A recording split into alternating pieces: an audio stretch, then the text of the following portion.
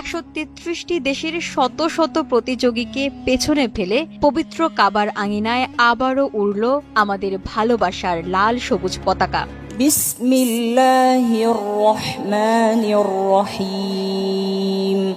وندعو المتسابق محمد زكريا من جمهورية بنغلاديش الشعبية في الفرع الرابع برواية حفص عن عاصم।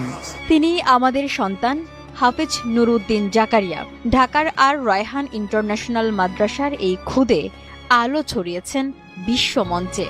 Saudi আরবের 46তম king Abdul Aziz আন্তর্জাতিক কোরআন প্রতিযোগিতায় টানা 15 পারা হিফজ, শুদ্ধ সুর আর তাজবিদের নিখুঁত বিচারে তিনি ছিনিয়ে এনেছেন বিশ্বসেরার মুকুট।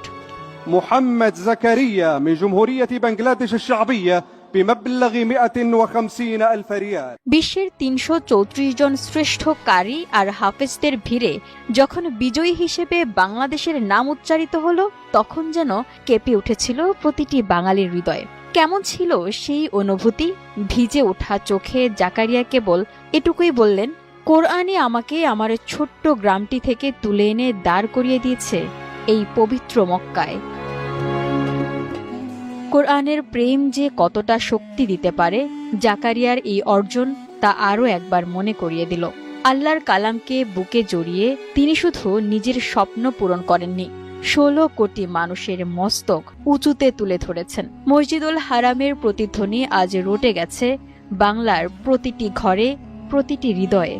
অভিনন্দন হাফেজ নুরুদ্দিন জাকারিয়া। পবিত্র কোরআনের বরকতে এভাবে